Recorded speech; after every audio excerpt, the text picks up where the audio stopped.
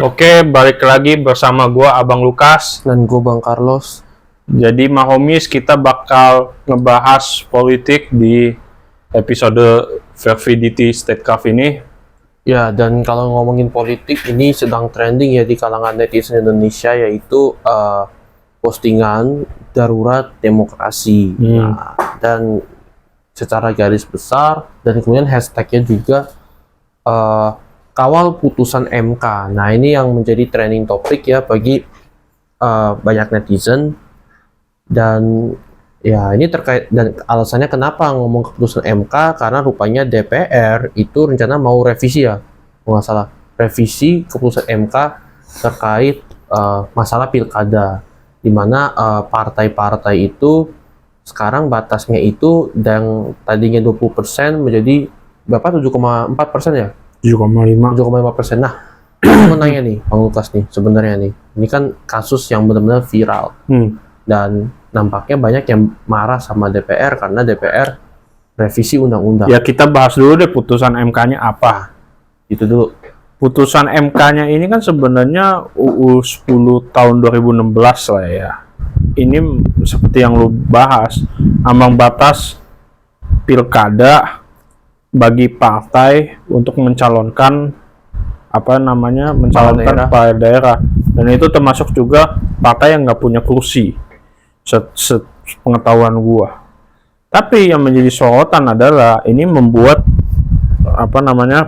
partai seperti PDIP bisa mengusung, awalnya kan mengusung Anies Baswedan kan gencar-gencarnya, cuma kan sekarang dia bisa mengusung kader partainya sendiri. Yang menurut gua ini terjadi karena partai bisa mengusung calonnya sendiri, dan keputusan MK yang biasanya politik koalisi sekarang jadi politik partai internal deh. Iya. Karena kan mengusung, karena selama suaranya di atas 7,5 ya bisa-bisa aja gitu kan. Nah, menurut banyak orang kan ini kan anti tirani partai besar, dan dan ini itu alasan kenapa banyak yang bilang kawal putusan MK. Anti tirani partai besar, dan ini kan anti koalisi Indonesia Maju alias Kim kan. Ya, menurut gue sebenarnya ini bukan soal anti tirani partai besar atau enggak. Kalau mau ngomong soal anti tirani partai besar, yang kita harus bahas adalah ambang batas parlemen atau parliamentary threshold 4%. Berapa banyak suara yang habis, yang tidak dianggap gara-gara ambang batas parlemen 4%. Salah satunya PPP yang merupakan korban. Ya, PPP yang merupakan korbannya ambang batas parlemen, yang merupakan partner usungan Ganjar Pranowo. Iya, satu koalisi. Iya. Jadi gara-gara gitu kan ini demokrasi kan jadinya nggak adil. Ini malah lebih adilnya ke partai besar yang dapat kursi tambahan kan, karena kan suara-suara yang nggak masuk, nggak lebih dari 4% di DPR nggak dianggap. Ini apakah sekarang pertanyaannya gini deh, apakah demokratis ketika satu partai yang menang 16% suara, sebut saja Partai Banteng, menang 19% kursi karena peraturan parliamentary threshold ini kan tidak representatif atas suara suara yang ada gitu kan. Lah, orang suaranya cuma 16% menang 19%. Lalu sisa suaranya kemana? Siapa yang ambil? Oh, ternyata ngambilnya dari partai-partai quote unquote kecil. Quote unquote ya, karena menurut gua P3 bukan partai kecil. Iya. Karena P3 juga dulu zaman Orde Baru juga termasuk partai besar. Partai besar juga gitu kan. P3 lah, terus juga PSI gagal lah, terus juga Partai Gelora lah, Partai Buruh lah, Perindo lah gitu kan. Iya. Jadi menurut gua ya selamat menikmati gitu loh. Jadi menurut gua argumen anti tirani partai besar menurut gua udahlah, ini bukan anti tirani Ini partai memang besar. lebih ke arah kepentingan Ini sebenarnya. emang kepentingan lu disenggol aja. Karena kan dengan kayak gini kan jadi nggak bisa koalisi. Iya. Bukan nggak bisa koalisi, nggak perlu koalisi. Nah sekarang kalau misalnya implikasinya adalah kebanyakan kandidat saat pemilu, ya kalian terima-terima aja. Karena menurut gue ini yang bakal terjadi. Dan menurut gue kandidat yang nggak mempunyai peluang yang baik untuk menang pemilu, menurut gue nggak usah mencalonkan diri aja. Iyalah. Buang-buang anggaran aja. Nanti kalau misalnya anggarannya bengkak, ribut lagi. Kenapa? Iya, kenapa ini salah gitu loh. Iya, jadi aduh, gue merasa kayak ngapain sih Kita ribut-ribut. Iya, kalau emang ya sebenarnya kan ini juga implikasinya adalah ya PDIP mengusungkan calon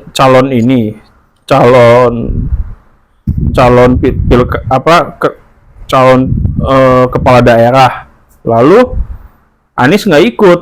Ya sebenarnya menurut gua ini kan terjadi karena quote unquote menurut PDIP aspirasi anggota partai yang ingin mencalonkan anggotanya sendiri. Ya menurut gua sah-sah aja. Iyalah. Tapi menurut gua ini jadi ibaratnya mengkhianati ya. Anies merasa terhianati aja sih menurut gua. Iya. Makanya kan dia keluar di YouTube channel dia mengenai terkekangi partai-partai, terkekangi kepentingan. Ya kenapa bikin partainya sendiri kalau memang gitu? Dia kan memang pengen bikin partai sendiri kan, kendaraan partai politik sendiri. Cuman kan dia nggak bisa ini.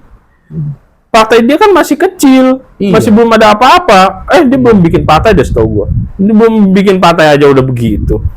Kedua, lu kalau misalnya nggak bisa berkoalisi, lah kan kalau dalam politik itu kan lu berterima kasih dan lu jangan lupa membalas budi orang-orang yang menaiki lu di posisi lu sekarang. Iya. Ini kan peraturan hidup juga. Jadi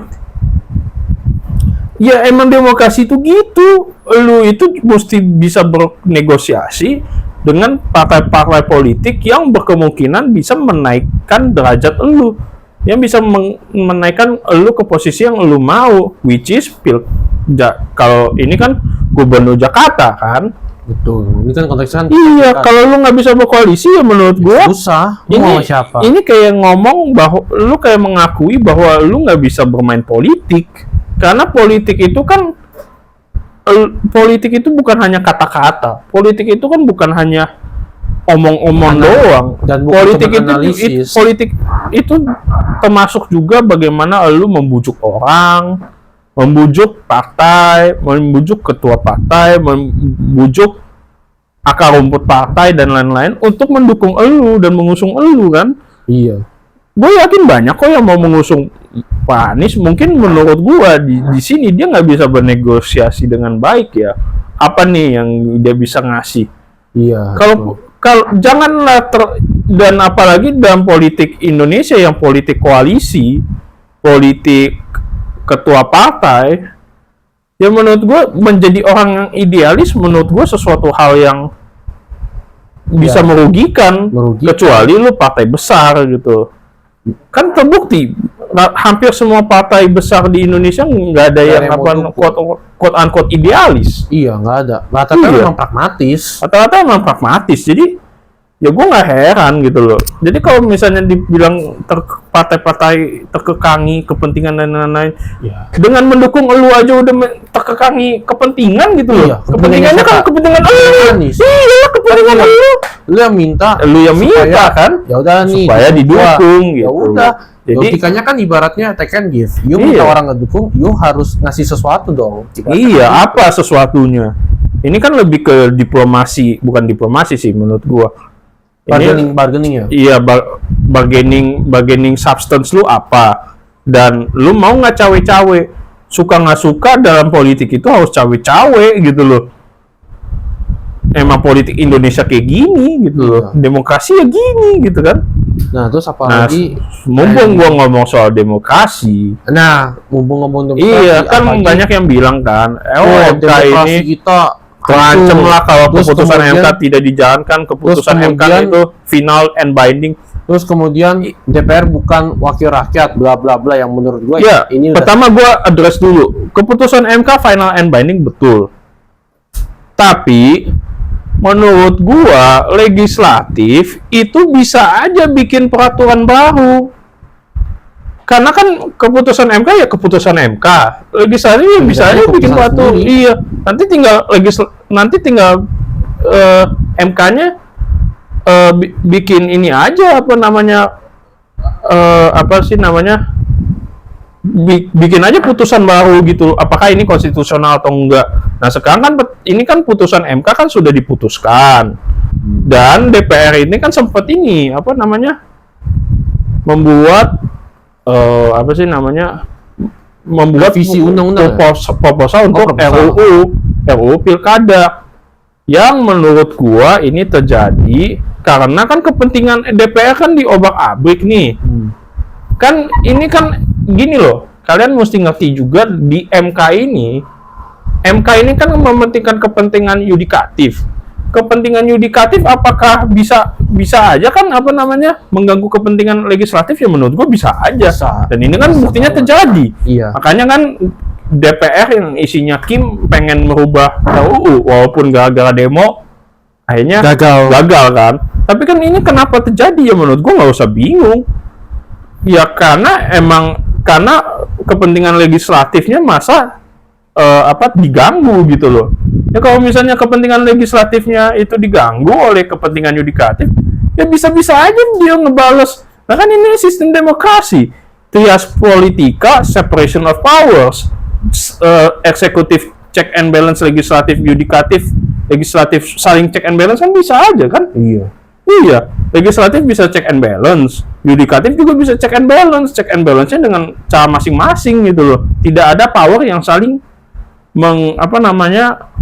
melawan satu sama lain, kecuali kalau kita demokrasi parlementer di mana eksekutif dan legislatif itu fusion of power, ya kan sistem presidensil, separation of powers. Ya ini terjadi lah gitu kan.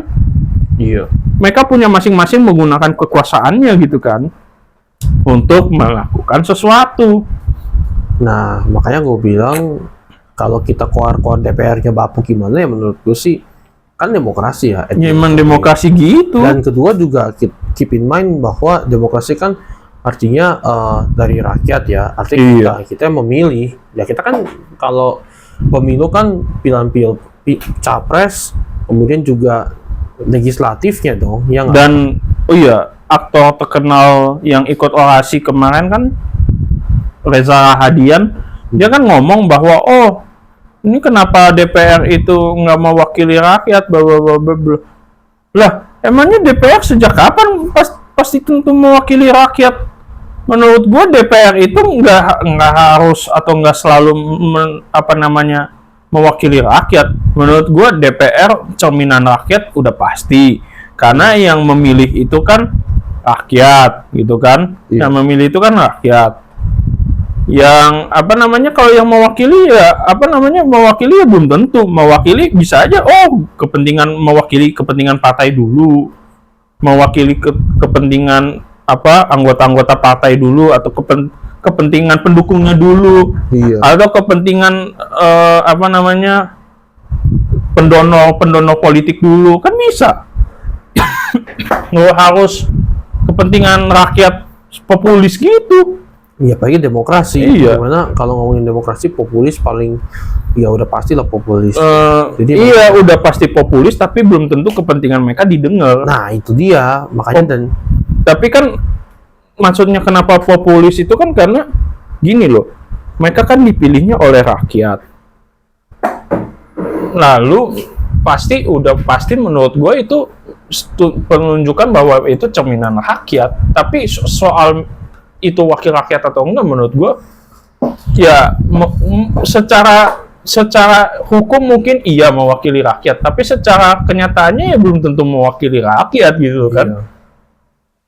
Belum tentu mewakili rakyat dalam aspek substantif kayak aspirasi rakyat dan lain-lain kan gitu. Nah itu satu. Kedua, nah DPR ini kan cerminan rakyat karena kan mereka yang dipilih kan berdasarkan apa namanya one person one vote, artinya semua satu orang satu suara. Jadi kalau misalnya apa namanya anggota DPR-nya bobrok, ya itu cerminan rakyat Indonesia yang masih kurang berpendidikan dan politik. Betul. Nah cuman kan banyak kan orang Indonesia kan yang, atau bukan orang Indonesia deh, banyak orang-orang yang bilang, enggak Bang Lukas, ini bukan masalah apa namanya, Bukan masa orang Indonya ya. orang Indonya, atau lu nggak bisa ngebebanin kesalahan ke warga Indonesia, harusnya ngebebanin karena orang Indonesia kekurangan pendidikan politik. Pertanyaannya, pendidikan politik itu asalnya itu dari kemauan atau apa namanya dari fasilitas? Kemauan sih. Ya menurut gue dari kemauan. Kenapa? Karena pendidikan politik itu lu bukan hanya dapat dari sekolah dalam bentuk PKN dan lain-lain. Betul. Lu sehari-hari kan ada akses media, ada Iya. akses internet, ada akses TV, ada akses majalah, ada akses koran. Semua orang bisa melek politik kok. Betul. Tinggal lu mau atau enggak. Dan Cuman kan yang gue lihat kan rata-rata kan nggak peduli, bilangnya pusing politik kan. bilangnya nggak ngaruh juga buat hidup gua. Iya kan? Pusing politik, aing teh pusing politik gitu kan. Iya. Pusing politik, apa sih politik gunanya buat kehidupan kita? Mending gua lebih pentingin besok bisa makan atau enggak kan gitu. Iya itu. Alhasil kan mereka nggak tahu, mereka jadi apa namanya nggak bertanggung jawab dalam memilih. Memilih itu harus bertanggung jawab gitu loh. Kalau misalnya memilih itu memilih suatu orang dan pemilih apa yang kita pilih itu nggak sesuai dengan keadaan kita atau kepentingan kita, ya itu menurut gue itu nanti bakal menjadi kesalahan secara kolektif, kesalahan rakyat secara kolektif. DPR-nya bobok kayak gini, ya menurut gue ini kesalahan rakyat secara kolektif. Gitu-gitu aja gitu kan. Iya. Elit politik dipilih terus gitu. Oh dipilihnya kalau dia yang paling terkenal. Tapi kenapa kita nggak melek politik lebih melek aja sih gitu? Udah tahu dia orangnya kayak gini masih dipilih. Mending milih orang lain gitu. Betul. Ngomong-ngomong soal pilihan mah kita banyak. Kita nggak kayak negara-negara lain yang partai dominannya cuma 2, 3, atau 4 Kayak partai. USA lah contoh. Iya, kita multi partai sekali, ada belasan partai yang quote unquote dominan. Jadi menurut gua ini nggak ada alasan yang ini apa yang bermerit untuk argumen tersebut. Dan lagi pula, kalau kita mau ngomong soal aksesibilitas, 96% rakyat Indonesia mempunyai akses ke Internet. bukan internet, koran. Oh iya, koran. Koran, TV. 96% TV. 96% rakyat Indonesia punya akses ke TV. 78%, bahkan 79% ya sejauh ini. 79% rakyat Indonesia punya akses ke internet. Belum lagi kita ngomong majalah dan lain-lain, 80-90% gitu kan.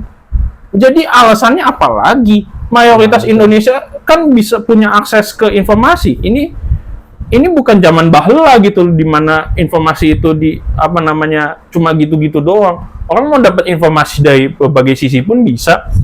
Misalnya dari konten kreator, misalnya dari media sosial, misalnya dari internet pun juga ada yang pro pemerintah atau anti pemerintah. Iya. Terus juga ada apa namanya dari media massa, dari TV dan lain-lain. Banyak kok sumbernya gitu loh. Tinggal milih gitu kan. Iya, Ini lebih ke kemauan aja.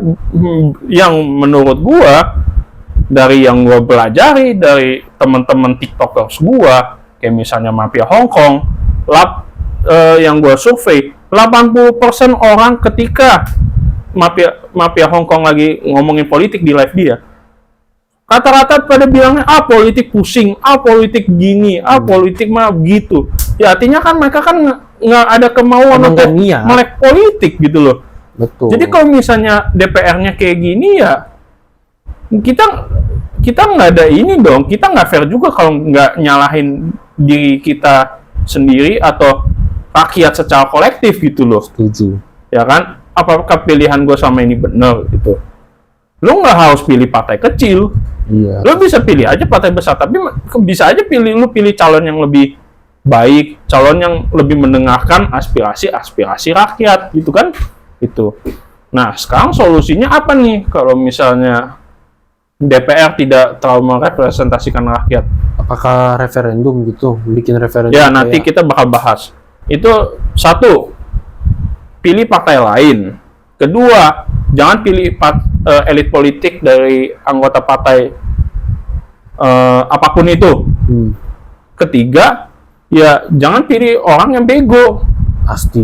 Walaupun susah sih. Keempat, ini agak idealis. Tapi pilih partai yang pengen mengamandemen UUD 45 supaya satu, DPR bisa dibubarkan dan ada pemilu baru gitu, seperti layaknya yang terjadi di Prancis. Emmanuel Macron membubarkan DPR dan melakukan snap election. Kan Prancis begitu. Terus setahu gue Rusia juga bisa begitu. Dan kedua, presiden bisa memveto legislasi. Tapi ada ininya, tapi bisa mensirkumvensi veto misalnya 2/3 atau 70%, 80% suara DPR gitu-gitu kan. Atau misalnya bisa mensirkumvensi veto dengan referendum dan lain-lain. Atau ketiga, presiden bisa mempunyai kuasa untuk setiap undang-undang yang akan diluluskan untuk diajukan referendum supaya dicek dulu ini apakah kemauan rakyat atau enggak. Ya cuman kekurangannya ini bakal jadi lebih populis. Pasti. Tapi kan demokrasi itu sama dengan populisme menurut gua. Karena demokrasi itu kan dari rakyat, oleh rakyat, for the people, by the people dan gitu. untuk rakyat. Iya, jadi kalau mau ngomong populisme ya emang demokrasi itu bakal ke sana gitu loh. Cuman kan ini kan kita lebih populisme ini kan subjektif, ya kan? Subjektifnya kenapa? Karena kita bisa bilang, oh ini populis, oh ini kebijakannya nggak populis. Apa parameter yang populis nggak populis? Apakah itu kebijakan yang menurut lu jelek gitu kan? Itu kan jadi cerita baru lagi kan untuk the next phase. Nah, menurut gua selain itu kasih rakyat untuk melakukan citizen initiative atau referendum sesuatu, misalnya rakyat pengen membuat peraturan baru. Jadi rakyatnya membuat peraturan baru dan melakukan itu melalui referendum gitu. Jadi bukan hanya DPR yang bisa membuat undang-undang, tapi rakyat secara langsung bisa membuat undang-undang. Seperti bagaimana yang dilakukan oleh Swiss.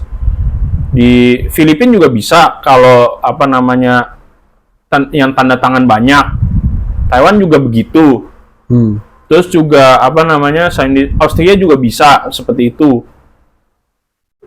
Dan juga kalau misalnya ada amandemen UUD 45 bisa aja melalui referendum. Setiap amandemen konstitusi bisa melalui referendum, itu yang terjadi di Australia juga gitu kan, dan di UK itu kan Brexit itu kan melalui referendum.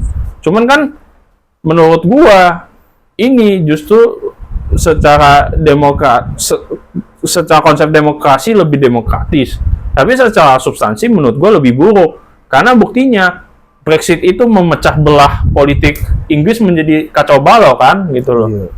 Nah, jadi menurut gua ya inilah konsekuensi mempertahankan demokrasi. Kita mau memilih lebih populis atau non populis gitu loh. Kalau non populis ya udah berarti mengarahnya ke suatu sistem yang lebih lebih selektif lah. Dan lebih meritokratis menurut gua. Ya, itu juga. Tapi konsekuensinya rakyat haknya ya bakal dibatasin. Bakal berkurang, udah berkurang lagi. Tapi kan kita kalau memilih itu kan ada hak, ada kewajiban gitu loh. Jadi ya kita memilih itu harus bertanggung jawab lah gitu kan. Setuju. Jangan kita memilih nggak ada tanggung jawab. Setuju banget. Nah, sih. Itu sih kalau soal politik ya. Nah, terus next nih soal pilkada nih. Nah, ini pilkada ya jujur aja sih, untuk pilkada kayaknya gue unenthusiastic ya, to be honest ya. Ya pilkada Gua kalau juga, gua karena gua ya. orang Jakarta ya. Karena gue juga bukan Jakarta juga, jadi Iya. gue nggak terlalu gue bodo amat. Ya gue pilih. Gue sebenarnya sih masa Ridwan Kamil yang paling inilah paling diketahui oleh banyak orang lah dia. Dia diketahui dan dia juga cukup populer Paling juga. terkenal gitu loh, paling populer juga. dan paling track recordnya paling jelas gitu loh. Ya Dia jadi sebagai sih, mantan gubernur Bandung ya kan. iya. Nah, itu. Jadi ya Kayak gitu sih, itu sih opini gue sih kalau pilkada. opini gue juga sama. Gue nggak terlalu, I'm not too interested lah dengan Nah, pilkada. sebelum kita tutup, singkat aja deh. Kan bentar lagi Donald Trump sama Kamala Harris bakal berdebat. Ya, Ekspektasi lu apa? Nggak usah ngomong substansi dulu deh. Ekspektasi lu apa terhadap debat? nah gue nggak terlalu tahu ya kalau pas gue tetap debat ya. Debat pilpres. Apalagi mau kan yang kocak ya atau apa? mau yang kocak gue nggak tahu, tapi ya sekarang kan Kamala Harris lebih banyak yang nge-support ya gue rasa ya. Dan ini mungkin bisa menjadi apa ya, hambatan juga mungkin bagi Donald Trump untuk menang. Tapi gue sih ya lebih ke arah ya kita tinggal lihat aja pilpres AS berikutnya, karena memang nggak bisa diprediksi ya, karena memang apakah Trump bisa menang lagi, karena gue ingat banget tuh 2016 kan Hillary Clinton yang paling populer, tapi Donald Trump yang menang justru jadi presiden. Apakah pilpres 2016 akan terulang lagi 2024, ini gue nggak tahu. Apalagi kan memang rakyat Amerika sendiri banyak yang kesel sama pemerintahan Biden juga kalau nggak salah, karena masalah ekonomi setahu gue yang morat marit. At the same time juga upaya pembunuhan Donald Trump pun juga membuat Donald Trump itu semacam apa ya, mendapat simpati. Ya jadi pahlawan politik lah intinya. Iya. Jadi gue bilang sih ya untuk AS nampaknya ya kayak gitu-gitu aja, dan mungkin patut ditunggu debat berikutnya gimana, debat berikut AS. Kurang lebih seperti itu. Sebagai penutup, gue berharap ya dalam kontestasi pilkada kali ini, gue berharap apa namanya dari segi kontestasi akan lebih banyak kandidat-kandidat yang lebih berkualitas lah.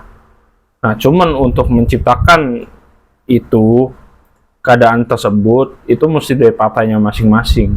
Ya. Kita sebagai rakyat kita hanya bisa mendorong. Kalau kita pengen DPR lebih baik, DPRD lebih baik, hanya itu doang yang kita bisa lakukan gitu. Kita harus selektif memilih. Kita selektif memilih partai.